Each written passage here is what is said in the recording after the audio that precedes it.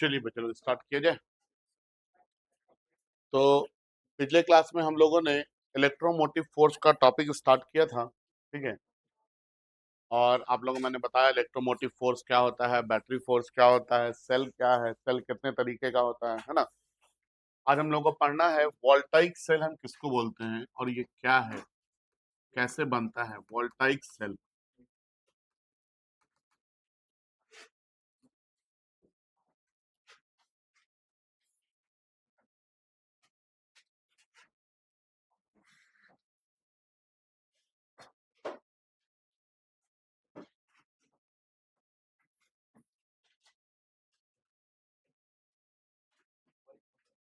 देखिए, मान लेते हैं कि ये एक कंटेनर है ना। और इस कंटेनर में हम लोगों ने डाइल्यूट H2SO4 रख दिया है। क्या है ये? डाइल्यूट H2SO4 रख दिए हैं, ठीक है। अब इसके बाद हम लोग करेंगे क्या कि इसमें दो रॉड इंसर्ट करेंगे। एक हम लोग जिंक रॉड इंसर्ट करते हैं और दूसरा कॉपर रॉड इंसर्ट करते हैं, ठीक है।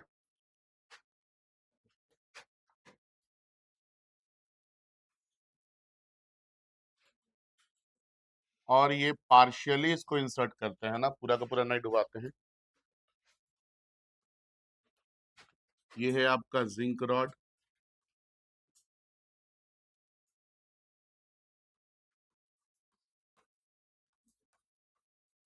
और एक इंसर्ट करेंगे कॉपर रॉड।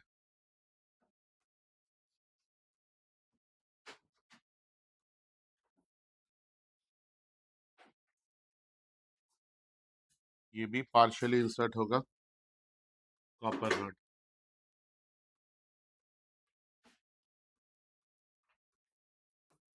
कॉपर रॉड है ना। अब समझेंगे कि होता क्या है यहाँ पे, है ना। जैसे ही आप जिंक रॉड और कॉपर रॉड को पार्शियली इंसर्ट करते हैं तो सबसे पहले स्टेप में ये डाइल्यूट H2SO4 का आयोनिक डिसोसिएशन होता है। आयोनिक डिसोसिएशन होता है बोलने का मतलब है कि डाइल्यूट H2SO4 जो है ये आयंस में टूट जाते हैं, ठीक है। अब जब ये आयंस में टूटेगा तो क्या होगा, 2H+ आयन मिलेगा और एक SO4 2- आयन मिलेगा, हाँ या ना, ठीक है। तो एक मॉलिक्यूल H2SO4 का आपको 2H+ देगा और एक SO4 2- आयन देगा। इस तरह से बहुत सारे आपको मॉलिक्यूल यहाँ पे टूटेंगे तो बहुत सारा H+ मिलेगा और बहुत सारा SO4 2- आयन आपको मिलेगा, ठीक है। इसके बाद इसके अगले स्टेप में क्या होता है, ये जो जिंक रॉड आपको दिख रहा है ये इस डाइल्यूट H2SO4 में घुलना स्टार्ट होता है, ठीक है। अब जब जिंक रॉड घुलता है तो क्या होता है ना, समझेंगे बात को। तो जिंक रॉड खुलेगा तो Zn2+ बाहर की तरफ आएगा इधर लिक्विड में। Zn2+ प्लस क्या लिखना होगा, 2 इलेक्ट्रॉन। ये जो 2 एक्स्ट्रा इलेक्ट्रॉन आपको दिख रहा है, ये जिंक रॉड जब इसमें घुल गया तो 2 एक्स्ट्रा इलेक्ट्रॉन इस रॉड के पास आया। तो एक जिंक का एटम इसके पास 2 इलेक्ट्रॉन एक्स्ट्रा इलेक्ट्रॉन दिया है। बहुत सारे जिंक के एटम होंगे तो बहुत सारा एक्स्ट्रा इलेक्ट्रॉन आएगा इसके पास। तो बहुत सारा एक्स्ट्रा इलेक्ट्रॉन मतलब बहुत सारा नेगेटिव चार्ज, है ना। तो आपका ये जिंक रॉड जो है ये कैसा चार्ज हो जाएगा, नेगेटिवली चार्ज हो जाएगा। कैसा चार्ज हो जाएगा, अब नेगेटिव चार्ज है तो पोटेंशियल भी इसका क्या होगा, नेगेटिव होगा। इसके बाद क्या होता है कि ये Zn2+ ये भी पॉजिटिव, H+ ये भी क्या है, पॉजिटिव। ये Zn2+ H+ को रिपेल करेगा और इसको कॉपर रॉड की तरफ भेजेगा, ठीक है। ये आएगा कॉपर रॉड से टकराएगा और इससे एक इलेक्ट्रॉन लेकर के बाहर निकल जाएगा, ठीक है। तो H+ आयन जो है ये एक इलेक्ट्रॉन लेगा तो क्या बन जाएगा, हाइड्रोजन बन जाएगा, हाँ या ना। अब देखिए एक इलेक्ट्रॉन लेकर के अगर बाहर निकला तो इलेक्ट्रॉन लेके बाहर निकला मतलब कि नेगेटिव चार्ज लेके बाहर निकला, हाँ या ना। तो इसके पास क्या बच गया, एक एक्स्ट्रा पॉजिटिव चार्ज। तो एक H+ आयन एक पॉजिटिव चार्ज प्रोवाइड कर रहा है तो बहुत सारा H प्लस आयन होगा, तो यहाँ पे बहुत सारा पॉजिटिव चार्ज मिलेगा। तो आपका जो कॉपर रॉड है इसका पोटेंशियल कैसा हो जाएगा? हाँ, ये कॉपर रॉड है ना, ये H plus ion H plus आएगा, इससे इलेक्ट्रॉन लेगा, निकलेगा। तो इलेक्ट्रॉन निकल गया तो पॉजिटिव चार्ज की तादाद बढ़ेगी इसके पास। ठीक है, तो यहाँ पे कॉपर रॉड जो है ये पॉजिटिवली चार्ज होगा। बहुत सारा H प्लस आयन आएगा तो बहुत सारा इलेक्ट्रॉन लेकर के निकलेगा यहाँ से, और उन सारे इलेक्ट्रॉन की जगह क्या मिलेगा हमको? पॉजिटिव चार्ज मिलता जाएगा। तो कॉपर रॉड कैसा चार्ज हो गया? पॉजिटिवली चार्ज हो गया। समझ में आया? अब देखिए, पॉजिटिव चार्ज मतलब पॉजिटिव पोटेंशियल, ये पोटेंशियल पॉजिटिव है, ये पोटेंशियल नेगेटिव है, तो पक्का है कि यहाँ पे पोटेंशियल डिफरेंस होगा, हाँ या ना? और आप जो सेल यूज करते हो उस सेल में भी क्या प्रेजेंट होता है? पोटेंशियल डिफरेंस रहता है। वही पोटेंशियल डिफरेंस है ना आपको करंट मिलता है। ठीक है, अब आगे देखिए, ये H जब इससे यहाँ से H प्लस आयन निकल जा रहा है तो हाइड्रोजन मिल रहा है। इसके आगे स्टेप में क्या होगा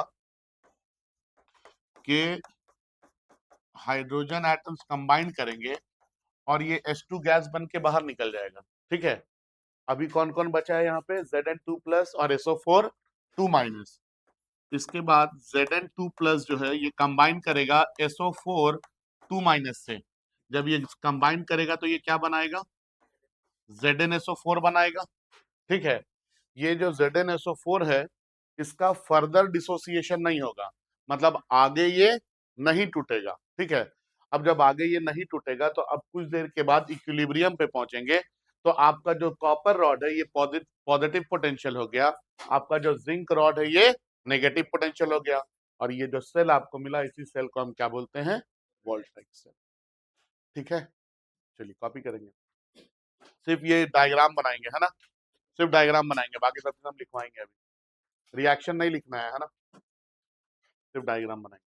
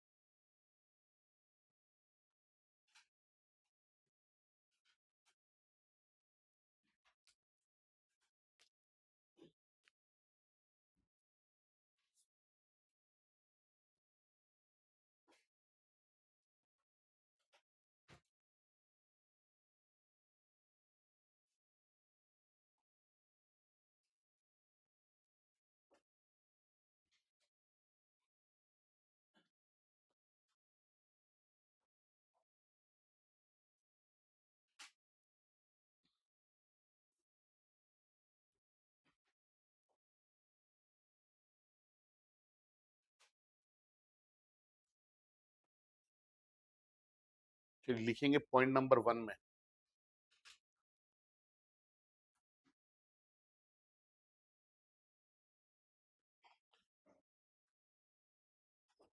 पॉइंट नंबर 1 में लिखेंगे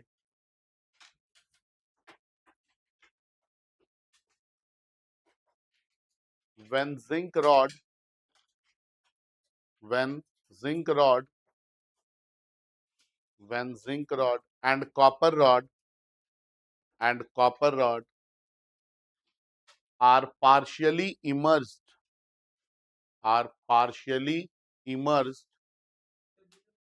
when zinc rod and copper rod are partially immersed are partially immersed in dilute H2SO4, partially immersed in dilute H2SO4,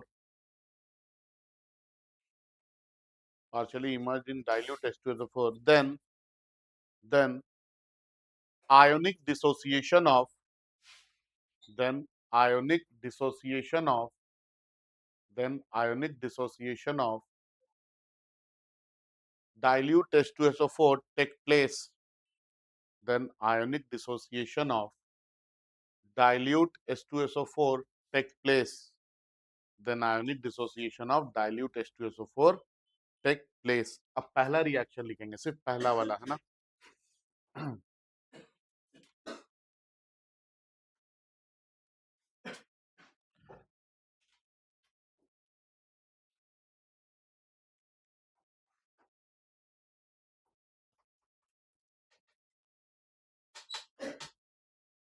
लिख लिए.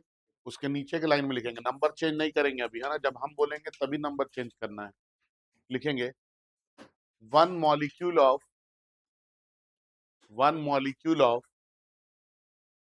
dilute H2SO4, one molecule of dilute H2SO4 provides 2 TWO, 2 H plus ion, 2 H plus ion, and one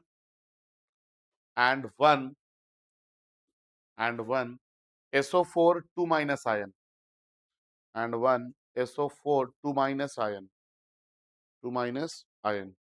ठीक है. Point number 2 में अब आएंगे. now zinc rod starts to dissolve. Now zinc rod starts to dissolve. Now zinc rod starts to dissolve in dilute H2SO4. In dilute H2SO4. In dilute H2SO4. उसके बाद second वाला reaction लिखेंगे.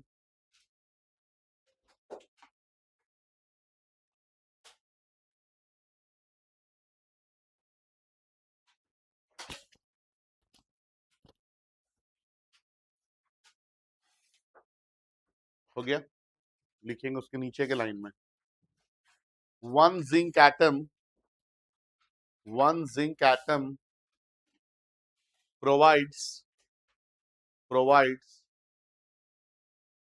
one Zn2 plus ion, provides one Zn2 plus ion and two extra electrons, one Zn2 plus ion and two extra electrons on zinc rod.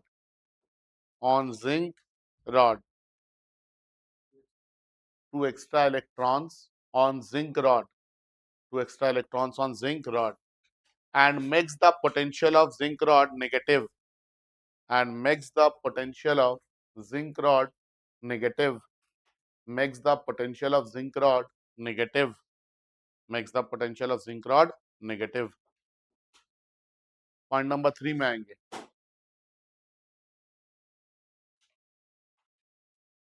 Zn2 plus ion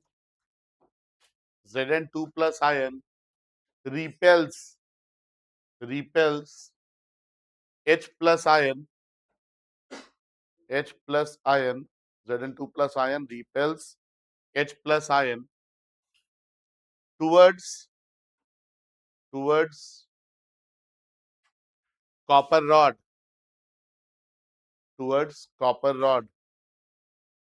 Due to which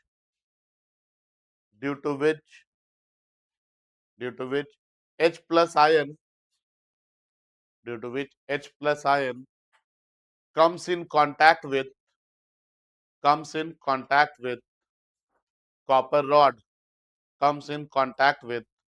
copper rod.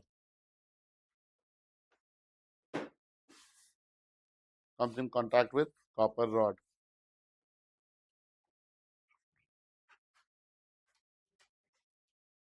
उसके आगे लिखिए comes in contact with copper rod and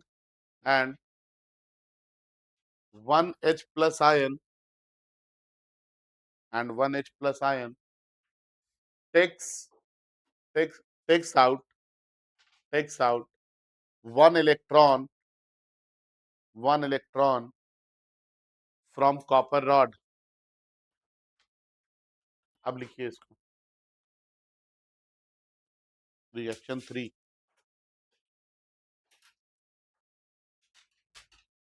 लिख लिए लिखिए उसके नीचे की line में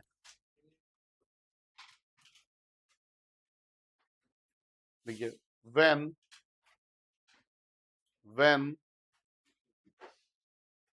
सिर्फ तीसरा वाला लिखना है लिखेंगे when H plus ion takes out one electron then due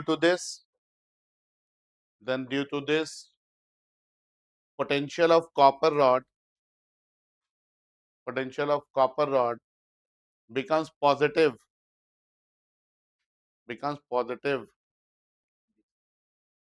due to this potential of copper rod becomes positive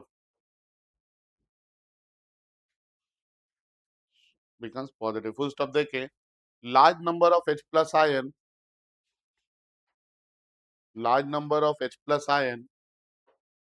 will take out large number of electrons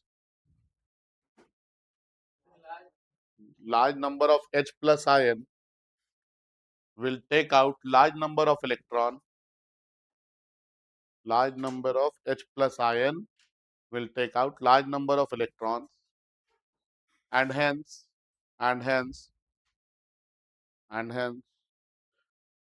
positive potential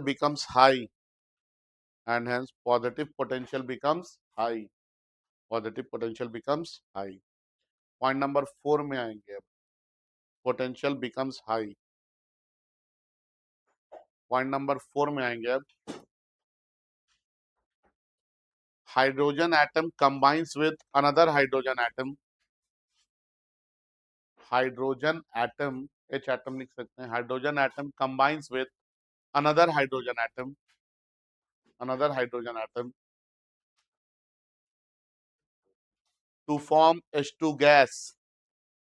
to form H2 gas अब equation 4 लिखिए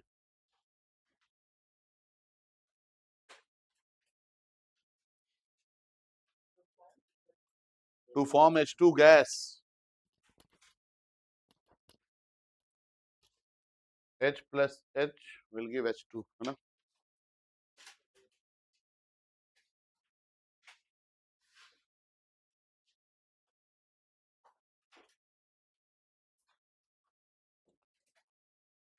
लिख लिए point number 5 में अब आएंगे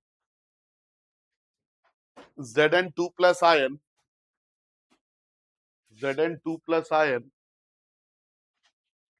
combines with SO4 2 minus ion combines with SO4 2 minus ion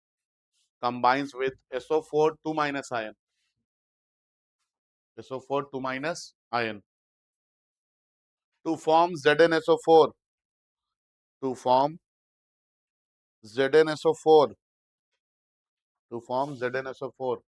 which will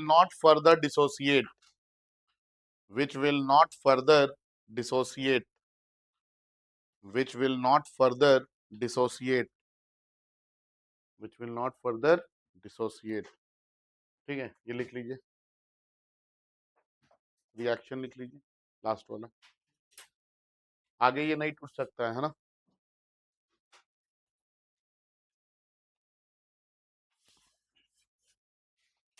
तो equilibrium पे जब पहुंचेंगे तो कॉपर का पोटेंशियल कैसा होगा कॉपर रॉड का पॉजिटिव और जिंक रॉड का नेगेटिव ठीक है मान लीजिए ना ये कुछ पॉजिटिव में 0.68 है ठीक है और ये कुछ नेगेटिव में -0.4 है वोल्ट में, है ना। तो आप जो ये सेल बनाए हैं इसका पोटेंशियल कितना हो जाएगा, 0.08 वोल्ट हो जाएगा, यही होगा ना। इसका प्लस में इसका माइनस में, तो डिफरेंस कितना आ जाएगा, 1.08 का लगभग आ जा रहा है। ठीक है, तो इस तरह से पोटेंशियल डिफरेंस क्रिएट किया जाता है। ठीक है, लिखेंगे इसके नीचे के लाइन में, at equilibrium, at equilibrium, at equilibrium, at equilibrium, नहीं इसके नीचे के लाइन में बोलेना बाबू, at equilibrium potential of copper rod becomes positive, potential of copper rod becomes positive, potential of copper rod becomes positive, and potential of zinc rod becomes negative, and potential of zinc rod becomes negative, and potential of zinc rod becomes negative. At equilibrium, potential of copper rod becomes positive and potential of zinc rod becomes negative. ठीक है, अब आगे की बात सुनेंगे, है ना।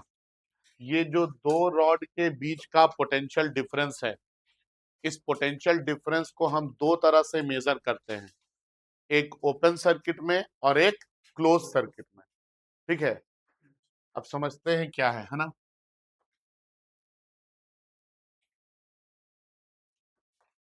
इसको हम स्विच बोलते हैं,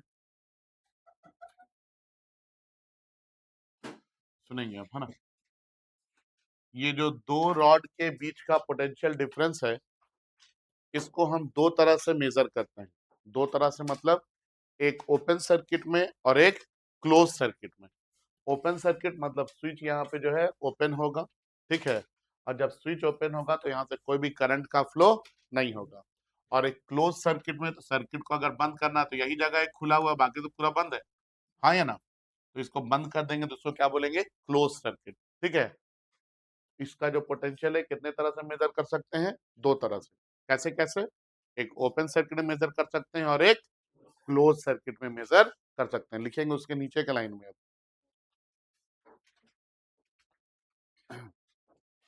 उसके नीचे के लाइन में लिखेंगे, लिखें potential difference, potential difference between the two electrodes, between the two electrodes, between the two electrodes can be measured, can be measured in two ways, can be measured in two ways. Number one में लिखेंगे in open circuit, in open circuit, और number two में लिखेंगे in close circuit, in close circuit, in close circuit. ठीक है, अब देखिए यहाँ पे हम लोगों को दो चीज सीखना है। पहला है ईएमएफ ऑफ सेल किसको बोलते हैं। देखिए इधर देखिए, एक चीज सीखना है कि ईएमएफ ऑफ सेल किसको बोलते हैं। एक तो ईएमएफ का नाम सुने, और एक आपने नाम सुना टर्मिनल पोटेंशियल डिफरेंस का। किसका किसका, ईएमएफ ऑफ सेल क्या होता है, और इसके बाद टर्मिनल पोटेंशियल डिफरेंस का, टर्मिनल पोटेंशियल डिफरेंस। ठीक है, ये दोनों सेल से रिलेटेड है। ईएमएफ कब बोलेंगे और टर्मिनल पोटेंशियल डिफरेंस कब बोलेंगे, ठीक है, ये दो चीज है ना। इसके बारे में हम लोग समझेंगे कि सेल का ईएमएफ क्या है और कब बोलेंगे, और सेल का टर्मिनल पोटेंशियल डिफरेंस क्या है और इसको कब बोलेंगे। ईएमएफ को आप लोग हमेशा इस तरह से ई से रिप्रेजेंट करते हैं, और टर्मिनल पोटेंशियल डिफरेंस को आप लोग हमेशा वी से रिप्रेजेंट करते हैं। ठीक है, तो आखिर ये दो अलग अलग चीज है क्या सेल के लिए। ठीक है, समझते हैं बात। ईएमएफ ऑफ सेल क्या होता है ना। ये सेल के दो इलेक्ट्रोड के बीच का पोटेंशियल डिफरेंस, जब यहां से कोई भी करंट बाहर नहीं निकला हो। समझ में आ रहा है, जब सेल से आप करंट बाहर नहीं निकाले हैं, ठीक है, तो उस वक्त इन दोनों का जो पोटेंशियल डिफरेंस होगा, ठीक है, इसको हम लोग क्या बोलेंगे, ईएमएफ ऑफ सेल। अब करंट अगर बाहर नहीं निकला है तो सर्किट ओपन होगा या क्लोज होगा? ओपन सर्किट होगा, क्योंकि आप लोग को मैंने बताया है कि सर्किट अगर ओपन है तो करंट का फ्लो वहां पे नहीं होगा, ठीक है। तो हम बोलते हैं किसी भी सेल के दो इलेक्ट्रोड के बीच का पोटेंशियल डिफरेंस जब आप वहां से करंट बाहर नहीं निकाले हो, मतलब ओपन सर्किट में, इस चीज को हम क्या बोलते हैं, ईएमएफ ऑफ सेल बोलते हैं। क्या बोलते हैं इसको? EMF of cell. तो जब भी ईएमएफ ऑफ सेल बोलेंगे तो याद रखना है कि उस टाइम पे सेल से करंट बाहर नहीं निकला होगा। याद रहेगा ये बात? ठीक है। अब ये ईएमएफ कुछ चीज पे डिपेंड करता है। क्या क्या चीज पे डिपेंड करता है? तो सबसे पहले ये इलेक्ट्रोड है, इस रॉड को क्या बोलते हैं, इलेक्ट्रोड, और इस लिक्विड को क्या बोलते हैं, इलेक्ट्रोलाइट बोलते हैं। क्या बोलते हैं? हाँ। तो ये नेचर ऑफ इलेक्ट्रोड के ऊपर डिपेंड करता है, कौन, ईएमएफ ऑफ सेल, ठीक है।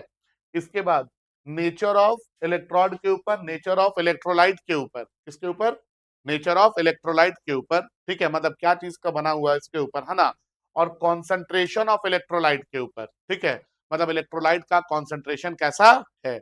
और ये कुछ चीजों पे नहीं भी डिपेंड करता है, मतलब इस इलेक्ट्रोड का साइज क्या है ये इसके साइज के ऊपर डिपेंड नहीं करता है।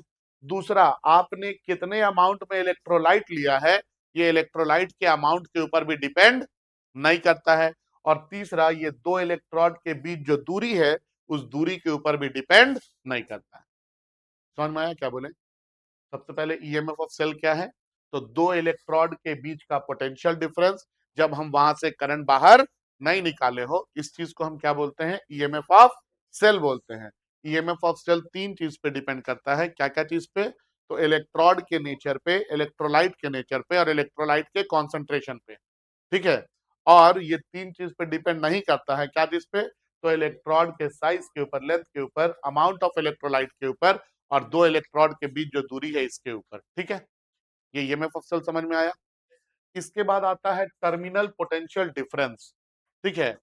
ये दो इलेक्ट्रोड के बीच का पोटेंशियल डिफरेंस ये भी है, ठीक है, लेकिन कब, जब हम यहां से करंट बाहर निकालेंगे तब, मतलब कौन सा सर्किट हो जाएगा, क्लोज सर्किट हो जाएगा। कौन सा सर्किट हो जाएगा, क्लोज सर्किट। याद रहेगा, ईएमएफ ओपन सर्किट में मिलेगा और टर्मिनल पोटेंशियल डिफरेंस कब मिलेगा, क्लोज सर्किट में, ठीक है। तो दो इलेक्ट्रोड के बीच का, ये दो इलेक्ट्रोड दिख रहा है, दो इलेक्ट्रोड के बीच का पोटेंशियल डिफरेंस जब हम इस सेल से क्या बाहर निकाल रहे होंगे, करंट बाहर निकाल रहे होंगे, मतलब सर्किट कैसा होगा, क्लोज होगा। तो इस पोटेंशियल डिफरेंस को ही हम लोग क्या बोलेंगे, टर्मिनल पोटेंशियल डिफरेंस बोलेंगे।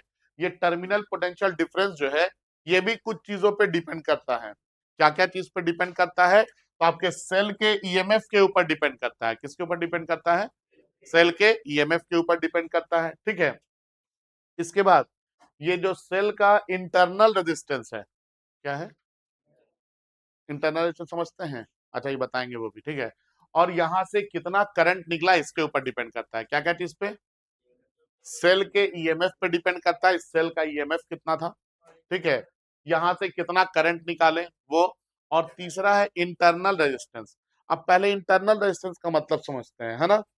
इंटरनल मतलब अंदर, रेजिस्टेंस मतलब रुकावट करंट के फ्लो में, यही चीज है ना। अब देखिए यहाँ पे, है ना, सुनेंगे, ये इलेक्ट्रोड किसी मटेरियल से बना हुआ है, ये इलेक्ट्रोलाइट किसी मटेरियल से बना हुआ है, ये सब सेल के अंदर रहता है। अंदर रहता है तो क्या हो गया, इंटरनल हो गया। और ये सब किसी मटेरियल से बना हुआ है, और मटेरियल का काम है कि करंट के फ्लो को वो क्या करता है, रोकता है, मतलब कि ये रेजिस्टेंस शो करता है। तो ये जो दो इलेक्ट्रोड और इलेक्ट्रोलाइट आपको दिख रहा है, ये जितना रेजिस्टेंस शो करता है ना सेल के अंदर, इसी चीज को हम लोग क्या बोलते हैं, internal resistance of the cell बोलते हैं। क्या बोलते हैं, internal resistance of the cell, internal resistance of the cell. समझ में आया? इंटरनल मतलब हो गया अंदर। अब सेल के अंदर क्या क्या है, इलेक्ट्रोड और इलेक्ट्रोलाइट है, तो ये इलेक्ट्रोड और इलेक्ट्रोलाइट जितना रेजिस्टेंस शो करेगा, इसी चीज को हम क्या बोलेंगे, internal resistance of the cell. एक आइडियल सेल के केस में इंटरनल रेजिस्टेंस 0 होता है, नहीं तो बाकी सारा सेल जो है वो रेजिस्टेंस शो करेगा ही करेगा। याद रहेगा। अब ये इंटरनल रेजिस्टेंस भी कुछ कुछ चीज पे डिपेंड करता है। क्या क्या चीज पे? तो नेचर ऑफ इलेक्ट्रोड के ऊपर, नेचर ऑफ इलेक्ट्रोलाइट के ऊपर, और अमाउंट ऑफ इलेक्ट्रोलाइट के ऊपर। ये तीन पे तो ईएमएफ भी डिपेंड कर रहा था। और ईएमएफ क्या क्या चीज पे नहीं डिपेंड कर रहा था? लेंथ ऑफ द रॉड पे, लेकिन इंटरनल रेजिस्टेंस इस लेंथ के ऊपर भी डिपेंड करता है। और क्या चीज पे डिपेंड नहीं कर रहा था? अमाउंट ऑफ इलेक्ट्रोलाइट पे, लेकिन इंटरनल रेजिस्टेंस इसके अमाउंट पे भी डिपेंड करता है। और क्या चीज पे डिपेंड नहीं कर रहा था? डिस्टेंस बिटवीन टू इलेक्ट्रोड, लेकिन इंटरनल रेजिस्टेंस ये इसके ऊपर भी डिपेंड करता है। मतलब ईएमएफ जिस पे डिपेंड करता है और नहीं करता है, इंटरनल रेजिस्टेंस उन सब चीज पे डिपेंड करेगा। याद रहेगा। चलिए लिखना स्टार्ट करेंगे ना। लिखेंगे EMF of cell, EMF of cell लिखेंगे। इसमें लिखेंगे potential difference, potential difference, potential difference between between two electrodes, between two electrodes, potential difference between two electrodes of cell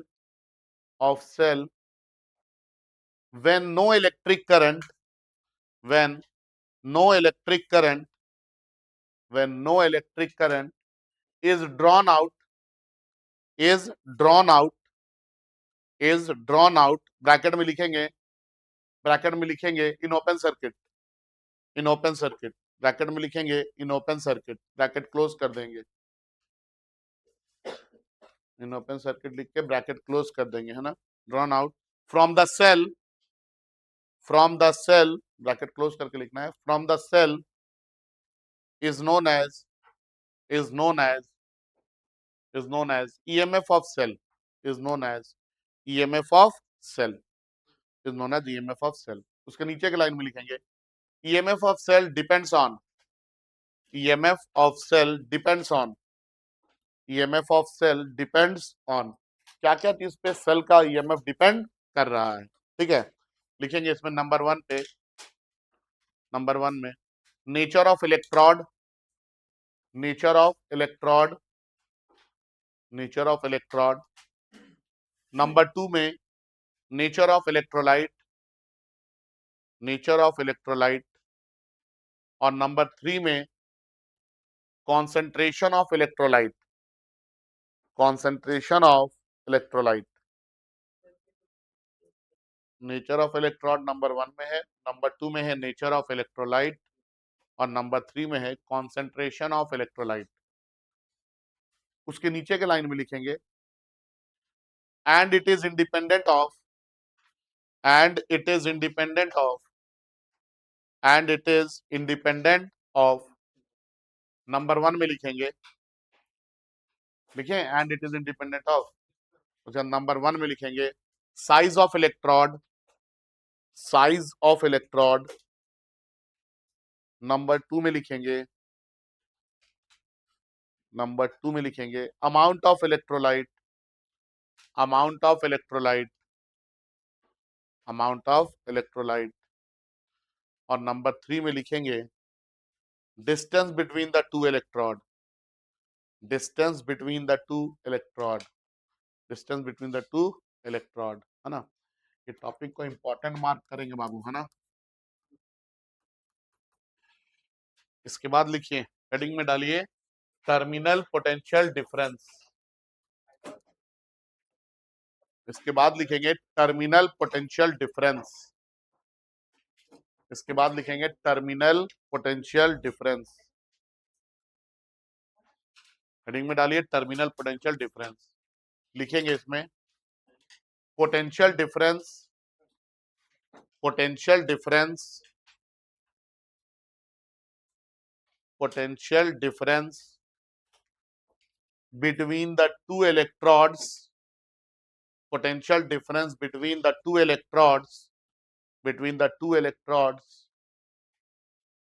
of a cell, of a cell when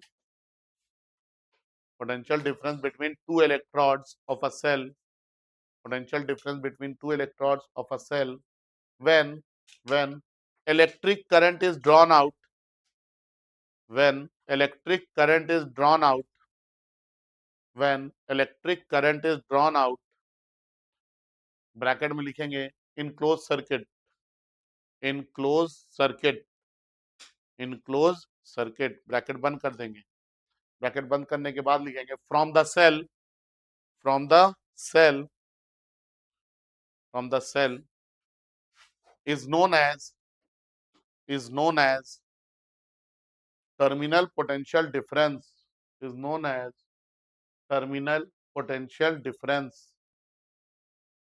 उसके नीचे के line में लिखेंगे terminal potential difference depends on, terminal potential difference depends on, terminal potential difference depends on, लिखेंगे इसमें, लिखेंगे इसमें number 1 में EMF of cell, EMF of cell, number 2 में current drawn out from the cell, number 1 में है EMF ऑफ सेल, नंबर 1 में EMF of cell, number 2 में है current drawn out from the cell, current drawn out from the cell, current drawn out from the cell, और number 3 में है internal resistance of the cell, internal resistance of the cell, internal resistance of the cell, internal resistance of the cell. इसके बाद heading में डालेंगे internal resistance of the cell, heading में डालेंगे internal resistance of the cell, internal resistance of the cell लिखेंगे इसमें internal resistance of the cell लिखेंगे। अब इसमें resistance offered by, resistance offered by, resistance offered by, offered by the two electrodes, resistance offered by the two electrodes and electrolyte, and electrolyte, and electrolyte present inside the cell, present inside the cell, present inside the cell is known as, is known as the internal resistance of the cell, is known as internal resistance of the cell, is known as internal resistance of the cell। ठीक है, उसके नीचे के line में लिखेंगे। अब लिखिए internal resistance of the cell depends on, internal resistance of the cell depends on, internal resistance of the cell depends on, depends on, depends on। Number 1 में लिखेंगे nature of electrode, nature of electrode, वही जो 6 लिखा है ना उसमें वही सब लिखना है ना, नेचर ऑफ इलेक्ट्रोड। नंबर 2 में nature of electrolyte, nature of electrolyte, nature of electrolyte, concentration of electrolyte, concentration of electrolyte, concentration of electrolyte, concentration of electrolyte। Number 4 में लिखेंगे size of electrode, size of electrode, size of electrode. Number 5 में लिखेंगे amount of electrolyte, amount of electrolyte, amount of electrolyte. और number 6 में लिखेंगे distance between the two electrode, distance between the two electrode, distance between the two electrode. ठीक है, तो ये वाला टॉपिक यहाँ पे बस समाप्त। आप लोगों को कल अब पढ़ाएंगे सेल को चार्ज और डिस्चार्ज करते हैं तो क्या होता है। ठीक है, charging and discharging of cell और उसके बाद ग्रुपिंग ऑफ सेल। चलिए, thank you, that's all for today.